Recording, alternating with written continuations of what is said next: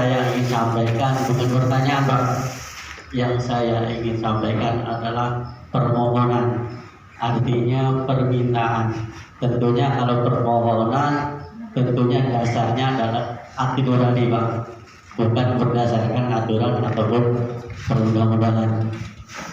Yang saya mohon ya, yang perlu saya sampaikan, kami menyambung dari Pak Mardito ya, masalah kanal ataupun pembatas TN ya, itu Pak sudah disampaikan beberapa kali setiap sosialisasi tentang karhutlah dari tahun-tahun sebelumnya, tetapi sejauh ini sampai saat ini belum ada tindakan, belum ada langkah-langkah yang menuju ke situ Pak. Jadi selalu jawabannya nanti saya sampaikan, tetapi sampai sejauh ini belum ada langkah-langkah ke situ. Jadi saya mohon Pak ya, secepatnya khususnya untuk wilayah karena kita Majulia Pak, khususnya Majulia tolong Pak ya, pembuatan pembatasan kanal ataupun kan ya yang berisi air atau pembatas itu mohon secepatnya atau segera mungkin bisa dilaksanakan Pak ya.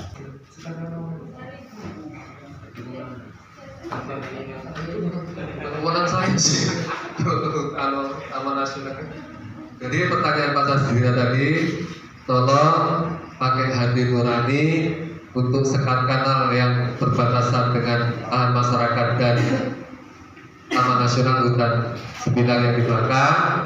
Jangan hanya janji-janji dari dulu-dulu ketika sosialisasi seperti itu. Nah, mohon sekiranya Bapak Agus untuk menanggapi karena bukan wewenang saya. Izin Pak, mungkin langsung saja saya menanggapi terkait kanal. Jadi memang ya kadang Pak dari lapangan kita tidak menyampaikan pada pimpinan Pak, sesuai hasil yang kita dapatkan di lapangan Pak. Jadi bukan hanya di sini Pak, mungkin di tempat-tempat lain, mungkin karena batas kawasan Taman Nasional itu dari primer 7 sampai ke primer 12 Pak. Pak ada memang satu bukan dari masyarakat tapi malah dari desa, dia juga sudah menyampaikan ke kita Pak. Dari kegiatan di lapangan kita juga karena setelah dari lapangan kita juga bikin laporan ke pimpinan Pak. Jadi memang bukannya apa Pak, bukannya kita berjanji ke Bapak itu tidak, tapi kebanyakan memang pimpinan kita Pak, bukan wewenang kita Pak di sini untuk memutuskan di mana apa yang sudah kita janjikan dulu, kawan-kawan kita janjikan dulu tuh ada apa enggak. Karena contoh sekarang Pak, kemarin bos kita Pak, kepala balai kita kemarin masih Pak Kono Pak, kita sudah menyampaikan ke dia Pak ya di bulan gini kan kebetulan kepala Taman Nasional ini baru Pak, jadi mungkin dengan nanti coba kita akan sampaikan lagi ke dia Pak. Karena kalau janjinya kapan kita belum bisa berjanji, yang pasti hasil yang kita dapat di lapangan kita sampaikan terus bersama beliau Pak. Karena untuk kita di lapangan ini Pak bukan pengambil kebijakan Pak sebenarnya Pak. Ya mudah-mudahan aja dengan pimpinan yang baru ini Pak nanti kita bisa kita sampaikan ke beliau, dan karena apa Pak, permohonan bukan dari sini saja, mungkin dari primer 7 sampai 12 itu ada juga Pak. Itu Pak, jadi mohon bersabar ya, tapi janji ya juga pasti kita akan mencoba menyampaikan lagi kepada pimpinan baru kita dengan kondisi lapangan, karena harapannya dengan adanya batas kawasan dengan desa itu jelas, dan di situ pasti akan ada sekat Pak berupa kanal sepanjang itu, mudah-mudahan bisa salah satu mencegah terjadinya kebakaran Pak, gitu Pak. Nah, yang akan jadi tanda tanya lagi, bukannya saya menyangkal pertanyaan Bapak dengan adanya nanti sekat kanal, dengan adanya embung itu nanti akses masyarakat ke dalam itu akan banyak enggak kan? Nanti takutnya Pak, dengan akses masyarakat semakin banyak, tingkat kebakaran juga akan semakin tinggi Pak. Karena tadi yang saya jelaskan tadi, salah satu unsur kebakaran itu salah satunya adalah aktivitas masyarakat Pak, serai lingkungan itu yang akan dengan adanya sekat itu apakah aktivitas masyarakat nanti di dalam kawasan juga akan banyak apa enggak gitu kan. Tapi yang pasti Pak, saya akan dari hasil ini kita menuangkan dalam laporan, kita coba sampaikan kepada bukan Pak Afan lagi Pak, ke Pak Afan Kasih, nanti ke kepala balai kita di Jambi, kita akan coba sampaikan itu. Tapi berjanji enggak, tapi yang pasti kita sampaikan hasil dari pertanyaan-pertanyaan Bapak tadi Pak. Itu Pak. Mungkin saya nambahin ya terkait embung segala macam. Jadi itu kan sebenarnya bagian dari upaya pencegahan. Jadi tugas pokok kami itu adalah mengelola kawasan taman nasional, Pak. Salah satunya adalah mencegah terjadinya kebakaran hutan. Nah, upaya-upaya yang dilakukan salah satunya seperti ini, sosialisasi. Kemudian nanti kita juga membuat, sebenarnya kita juga sudah buat papan peringatan, papan peringatan bahaya kebakaran, papan peringatan informasi bahwa batas kawasan, dilarang memasuki kawasan, itu sudah pernah, kadang itu rusak, nanti kita perbaiki lagi, Pak. Jadi itu salah satu. Kemudian ada lagi kita membentuk namanya masyarakat peduli api. Kita berikan fasilitas misalnya pompa air segala macam. Itu adalah bagian dari upaya kita untuk mencegah kebakaran hutan. Nah, terkait dengan embung misalnya, bukan saya, tapi kalau di dalam kawasan ini perlu kajian, Pak. Jadi perlu kajian. Jadi di dalam kawasan hutan itu pada intinya tidak boleh merubah bentang alam, Pak. Jadi secara undang-undang tidak boleh merubah bentang alam, Pak. Secara undang-undang ya. Tapi dari segi kebijakan kita juga sudah lihat kemarin permohonan untuk membuka jalan. Kita sudah kasih izinnya sudah, tinggal selanjutnya seperti apa dari pihak bupati, nggak tahu nanti lanjutnya apa. Dari Pak Camat tahu, dari pihak kecamatan sudah ya. Jadi itu Pak. Jadi ada aturan-aturan di dalam kawasan hutan. Tidak boleh memasuki kawasan hutan tanpa izin, Pak. Jadi tidak boleh, Pak, aktivitas dalam kawasan hutan itu tanpa izin, itu tidak boleh. Kemudian merubah bentang alam itu juga tidak boleh. Jadi kalau Bapak tadi mengusulkannya, kita tetap ajukan, Pak. Masalahnya permohonan disetujui kan itu perlu kajian semua. Jadi kawasan hutan itu dikelola dengan peraturan dan tentu saja ada kajian-kajian yang harus dilakukan.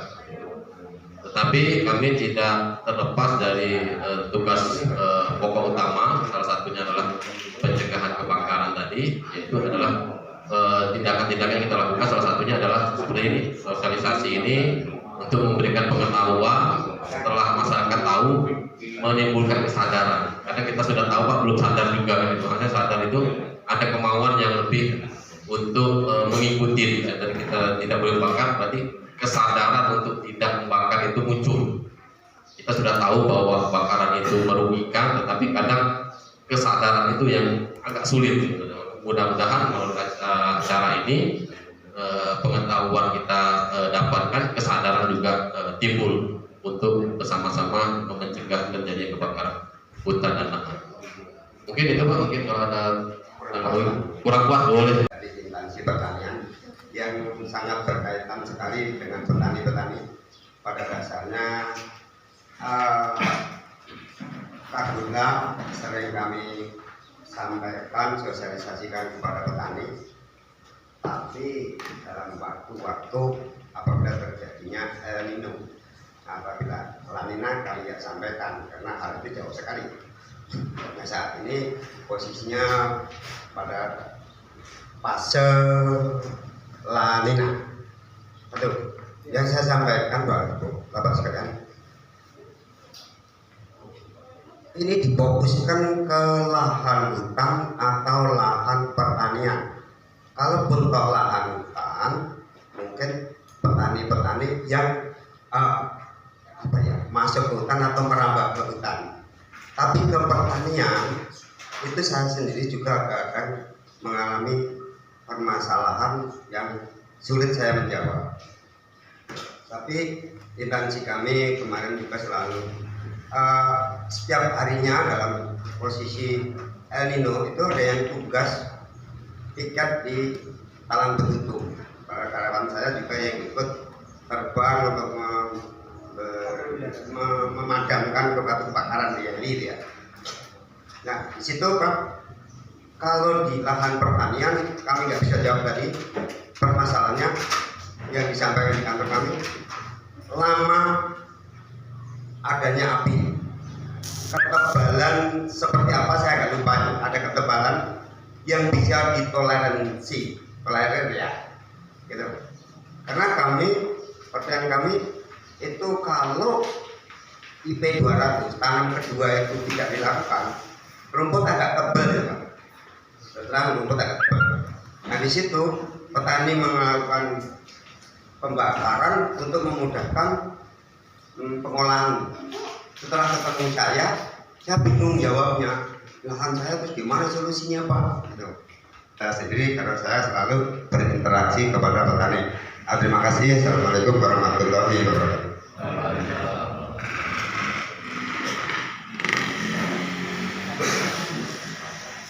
Mungkin ada lagi yang lain atau langsung ditanggapin aja ya? Perkenalkan, nama saya Marjindo. Saya selaku petani penyangga hutan di tanah kawasan. Saya berharap tadi ada himbauan untuk meminimalisir kebakaran. Kami sangat takut Pak, disengaja maupun tidak disengaja itu ada pidananya. Jadi saya berharap untuk tanah kawasan itu untuk meningkatkan kesejahteraan masyarakat juga masuk apabila tanah kawasan itu dibuatkan embung seperti tertera di gambar tadi. Dibuatkan embung itu nanti memang benar api itu tidak akan menjalar ke hutan. Di samping itu untuk meningkatkan perekonomian kami, embung itu dapat kami manfaatkan untuk penahan ataupun pembesaran ikan. Gitu. Tujuan kami berharap di situ. Jadi embung itu dapat kami manfaatkan, kebakaran hutan tetap dicegah dari situ dan akhirnya kita manfaatkan untuk pemadaman bila ada kebakaran hutan di situ. Terima kasih Pak. Dalam hal ini saya sebagai petani berharap kepada pemerintah dalam hal ini kepada dinas kehutanan, saya berharap demikian. Jadi ada pembatas seket antara hutan dan lahan kami supaya dapat dimanfaatkan menjadi lahan keramba ikan gitu. Terima kasih Pak. Ada lagi mungkin Bapak atau Ibu?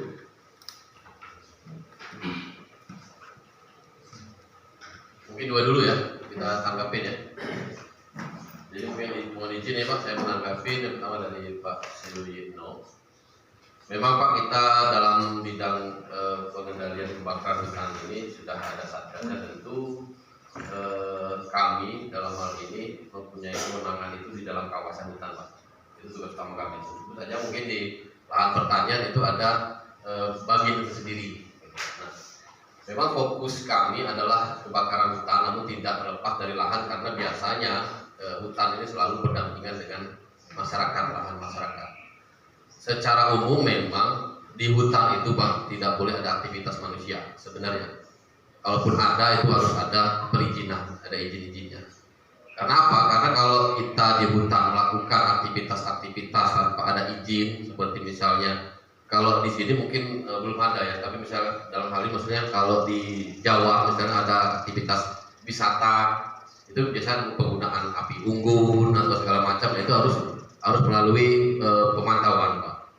Jadi pada dasarnya memang kebakaran yang tidak terkendali itu biasa terjadi di kawasan hutan ataupun di perkebunan Pak.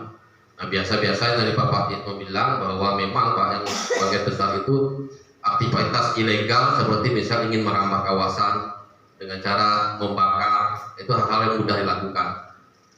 Tetapi dampaknya sangat besar Pak.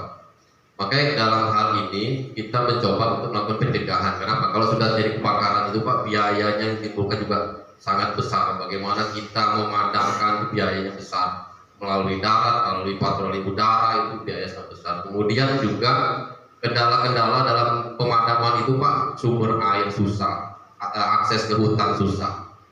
Itu Pak, itu salah satu. Memang fungsi kami adalah di dalam kawasan hutan. Tetapi di luar kawasan tentu kami juga tidak bisa lepas tangan. Dalam hal ini mungkin di Desa Majuli yang berbatasan dengan kawasan Taman Nasional, ini tentu juga kami perlu menghimbau dan juga memberikan penyadartahuan seperti itu Pak. Nah, untuk areal-areal seperti misalnya pembakaran di lahan Pak, kita juga mencoba menyampaikan ada yang namanya itu adalah PLTB Pak, jadi pembukaan lahan tanpa bakar. Itu memang kita upayakan istilahnya seoptimal mungkin kalau bisa adalah pembukaan lahan tanpa bakar. Tetapi jika tidak memungkinkan, mungkin dilakukan pembakaran secara terkendali Pak. Tadi kita lihat ada diagram tentang tingkat kerawanan Pak. Ada yang warna biru, ada hijau. Ketika dia warna merah itu otomatis tidak boleh sama sekali Pak. Jadi kadang-kadang kita perlu membaca itu Pak. Oh ini bulan-bulan puasa mungkin masih toleransi. Tapi kalau begitu dari Satgas sudah menyampaikan bahwa bulan ini tidak boleh melakukan pembakaran, itu kita harus patuh tidak akan boleh melakukan pembakaran Pak. Jadi kadang-kadang kita perlu melihat itu Pak, situasi situasional. Jadi kalau memang sudah bulan kering yang ada rawan warna merah, itu walaupun berapa menit, berapa ketebalan asap itu tidak boleh Pak. Tapi kalau masih toleransi, misalnya masih di biru ataupun di hijau, itu saya rasa masih ada toleransi, tentu saja melalui pembakaran yang terkendali Pak. Jadi diawasin, dipantau, kemudian nanti pas sudah ini ya kita padamkan dan tidak kita tinggalkan gitu. Sebenarnya kalau di lahan pertanian ini lebih mudah karena ada orangnya kan. Nah yang agak susah itu ada hutan Pak. Orang masuk hutan sengaja membakar untuk membuka apa tadi illegal logging tadi, pemerambah tadi, itu susah Pak. Pergi tiba-tiba hutan bakar, kita kerepotan. Kalau di lahan pertanian pun Pak syaratnya mungkin karena kita sampaikan bahwa kita sudah terpantau satelit Pak. Dia ada batas tertentu yang terpantau Pak. Kalau kecil nggak terpantau itu. Nggak terpantau. Mungkin kita bakar sampah itu nggak terpantau. Tapi ada batas tertentu itu bisa terpantau satelit Pak. Nah kalau sudah terpantau satelit itu tidak bisa ngomong apa-apa. Kita pasti akan melakukan pengecekan. Nah mungkin dari TNI Polri otomatis langsung melakukan penindakan tadi siapa pelakunya. Mungkin itu Pak Itno kalau apa yang kami sampaikan kurang lebihnya seperti itu. Kemudian dari Pak Marjito ya ini mungkin bisa tadi masukannya yang jadi pertimbangan kita juga Pak nih. Kita bisa sampaikan ke pimpinan bahwa memang perlu embung untuk upaya pencegahan kebakaran Pak ya. Ini terima kasih Pak udah masukannya. Mungkin demikian Pak Itno, mungkin kalau mau ada tanggapi lagi monggo Pak. Silakan Pak. Terima kasih. Assalamualaikum warahmatullahi wabarakatuh. Assalamualaikum warahmatullahi wabarakatuh. Izinkan kami menanggapi apa yang menjadi pertanyaan dari Pak Suyitno dan Pak Marjito. Pertama, untuk pertanyaan dari Pak Suyitno, apakah terjadinya kebakaran itu hanya untuk hutan aja atau lahan pertanian? Jadi setelah kemarin itu diadakan launching RKPR yang dihadiri oleh Bupati Banyuasin, diwakili oleh Sekda Banyuasin, Kapolres Banyuasin, dari Ketua Pengadilan Negeri Pangkalan Balai, dari Kejaksaan Negeri Pangkalan Balai, dan dari Polda Sumsel, bahwasanya itu mencakup seluruhnya, lahan hutan, lahan pertanian, dan lahan perkebunan. Seperti yang kemarin sudah diajukan pertanyaan dari Desa Galangan Tinggi, Kabupaten Banyuasin 3 Pangkalan Balai. Rata-rata di sana kan masyarakatnya kan pekebun karet. Jadi ketika tanaman karet itu ditebang dan diganti peremajaan kembali, kemudian membakar dahan-dahan kayu-kayu. Mereka mengajukan pertanyaan, apabila diadakan pembakaran itu dengan cara menumpuk sedikit demi sedikit, langsung dijawab dan diatensi oleh tim dari Polda Sumsel dan dari Sekda, itu tidak boleh. Karena Kabupaten Banyuasin juga sudah mencanangkan program yaitu Zero Asap yang sudah digaungkan langsung oleh Bapak Sekda Kabupaten Banyuasin pada saat launching RKPR tersebut. Kemudian saya ambil contoh seperti kejadian yang saya tangani yaitu di Kecamatan Air Saleh. Mungkin sebagian dari bapak-bapak dan ibu-ibu mungkin ada yang mengganjal di hatinya, bagaimana apabila lahan milik kitanya ada di rumah, ternyata terjadi kebakaran. Kemungkinan ada orang yang lewat menghidupkan api atau dengan sengaja ingin menyusahkan kita. Ini juga menjadi dasar dari acuan kami bahwasanya sudah mendapat atensi dan perintah langsung dari pimpinan, apabila terjadi kebakaran di lahan, baik itu di lahan pertanian maupun di lahan perkebunan, itu yang memiliki lahan terlebih dahulu yang kita akan amankan terlebih dahulu. Selanjutnya diupaya diadakan teknis penyelidikan, nantinya akan berkembang tersangka 1, tersangka 2, dan tersangka berikutnya. Ada yang orang dengan sengaja, ada dengan lalainya. Mungkin ketika berjalan dia mementingkan menghidupkan api atau membuang puntung rokok, tetapi berdasarkan dari arahan pimpinan yang memiliki lahan nanti dicantumkan dengan bukti kepemilikan yaitu sertifikat, nanti akan dijadikan barang bukti. Kemudian ini memang simalakama dari unsur pertanian yaitu petani, kemudian dari penegakan hukum dari institusi kami. Tetapi sekali lagi ini juga instruksi juga dari negara, dari presiden. Jadi unsur dari dinas pertanian itu dibawa langsung dari presiden juga. Jadi memang kita harus selaras dan seirama, sudah menjadi atensi dan program dari negara, harus kita dukung dan kita laksanakan. Mengenai bagaimana dengan lama dan ketebalan api, sekali lagi kami tidak bisa menjamin. Apabila api itu dimunculkan, ditunggu, kita juga nggak bisa menjamin nantinya akan menjalar atau tidak. Ambil contoh seperti kejadian yang saya tangani juga di Kecamatan Yerusalem. Itu ada orang yang memiliki sawah sekitar 10 hektar, orangnya ada di rumah, ternyata lahannya kebakaran, lahan pertaniannya kebakaran. Itu juga sama ketika mau memasuki musim tanam kembali IP 200 musim 1 itu terjadi kebakaran. Selanjutnya hotspot, titik hotspotnya itu acuan dasar kami melakukan tindakan itu juga sudah muncul. Jadi kita langsung ke TKP dan di sana memang terjadi kebakaran. Hanya orang yang memiliki sawah kita amankan, kita minta keterangan, kita lakukan pemeriksaan. Di sana terjadi timbulnya ada keterkaitan. Ternyata yang memiliki sawah tersebut memerintahkan anak buahnya orang kerja untuk membersihkan lahan tersebut. Jadi sekali lagi sedikit apapun diusahakan jangan sampai menimbulkan api. Kemudian mengenai terlibatnya dinas kesehatan, memang ini begitu adanya keterkaitan, adanya asap nanti menimbulkan penyakit juga, yaitu penyakit ispa. Ini memang betul dari dinas kesehatan. Sekarang ini Bu Bidanya kan ada tadi sama Pak Fikri, ini sudah hadir. Mungkin sedikit banyak nanti bisa memberikan penjelasan ataupun sepatah dua kata-kata mengenai penyakit ispa itu gimana. Kemudian bagaimana dengan pembakaran arang dan kebakaran rumah? Saya tegaskan di sini, pembakaran arang itu pernah terjadi, yaitu di Desa Telopayo, Kecamatan Banyasin 2 Sungsan.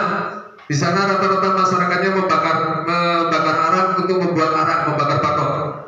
Itu sampai dari helikopter yang memadamkan api yang terjadi di hutan apung di lahan itu menyiram tempat pembakaran arang tersebut. Mungkin dari udara itu asapnya tebal sehingga terlihat dan akhirnya dilakukan penyiraman. Kemudian yang terbaru yang ditangani oleh Polsek Sungsang juga ada titik hotspot di Teluk Payo. Setelah diikuti ternyata adanya itu dari pembakaran arang tersebut. Kami dari Polsek Sungsang juga melibatkan dari unsur Koramil Sungsang kembali waktu mengadakan penegakan tersebut, dan setelah dipanggil yang membakar arang tersebut, kita lakukan upaya persuasif. Kemudian kita buatkan surat pernyataan dan selanjutnya tidak melakukan pembakaran tersebut. Kemudian kalau mengenai bagaimana sampai terjadi kebakaran rumah, itu lain cerita Pak. Kalau kebakaran rumah itu kita menerapkan pasalnya pasal 188 KUHP.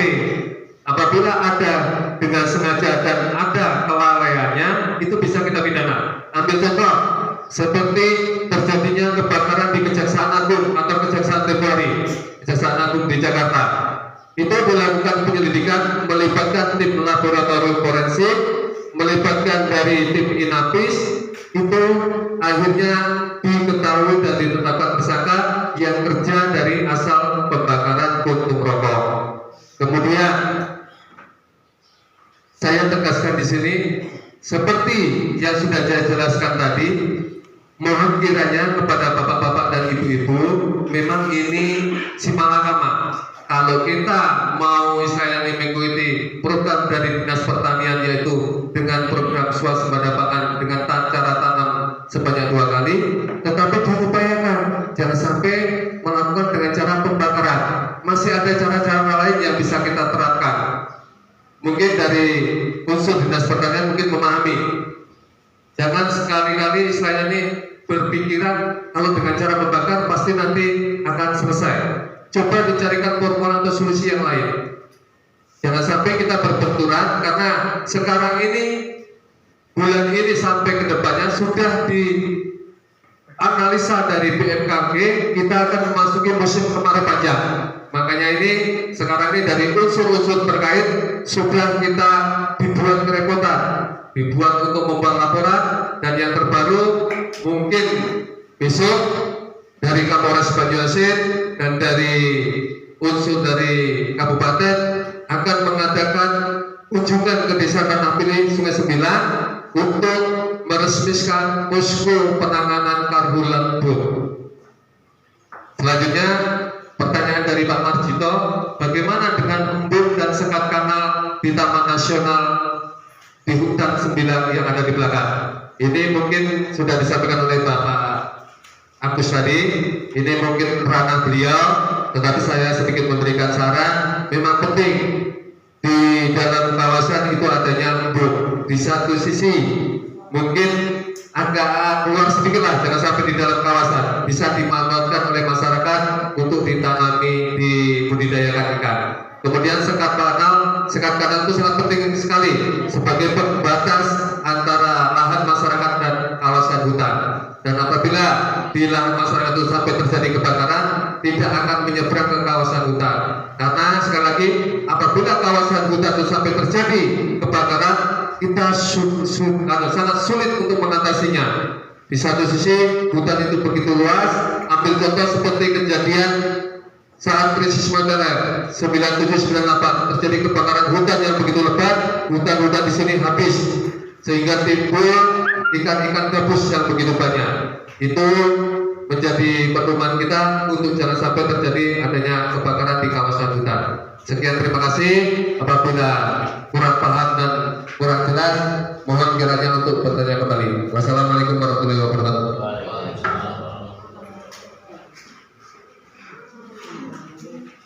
Ada lagi Pak yang lain atau Pak Yendo mau menanggapi lagi?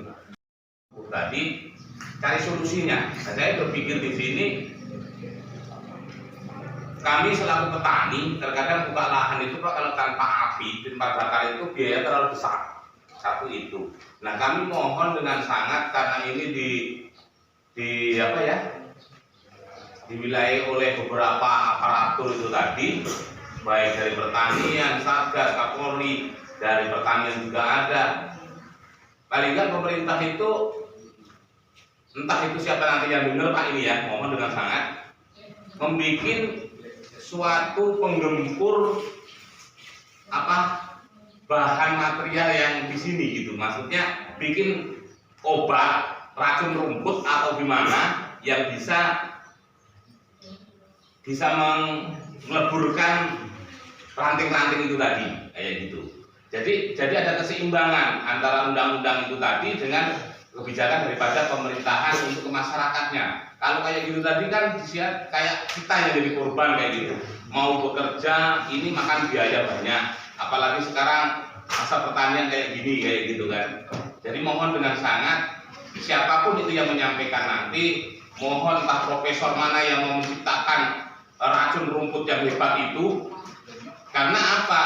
Itu nanti juga bagus. Busuknya itu bisa untuk unsur haranya Pak itu ya, kayak gitu. Jadi benar-benar bermanfaat bagi masyarakat khususnya di Indonesia, kayak gitu kan. Itu Pak keinginan saya. Ini curhatan Pak ya, moga-moga nanti disampaikan oleh bapak-bapak semuanya suruh menciptakan racun rumput yang begitu hebat itu tadi. Yang kedua, Pak Agus tadi menyampaikan bahwa suruh melihat rambu-rambu itu. Cara melihat rambu-rambu itu Pak, kita selaku masyarakat, apakah dari bulan, apakah dari mana? Kalian tanya itu Pak. Cukup sekian dari saya. Terima kasih.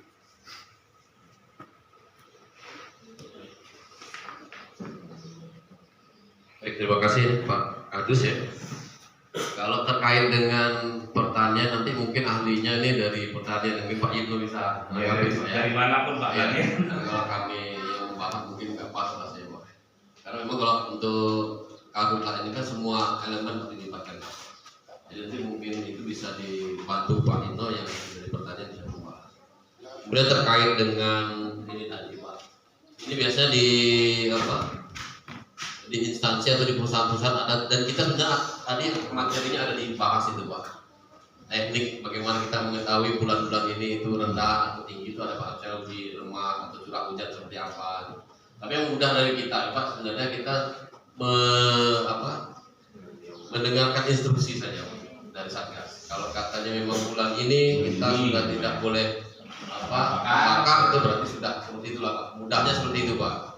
Tapi kalau itu mau dipelajari ada Pak, tekniknya ada, bahwa ini bulan basah misalnya tingkat hujan seperti apa, itu sudah bisa dipelajari Pak. Jadi dilihat dari bulan Pak ya. Iya, bulan basah, kemudian tingkat kekeringan misal serasa, itu ada Pak dipelajari Pak. Nah, tapi kalau di kita ini tingkat bawahnya kita tinggal menunggu instruksi saja Pak. Misalnya ini sudah mengkata tadi mungkin Pak Guru bilang tidak boleh lagi membakar, berarti kita lakuin Pak, tidak boleh lagi membakar. Mungkin itu mudahnya Pak. Moga untuk Pak Yitno ini mungkin bisa dibantu nih Pak terkait dengan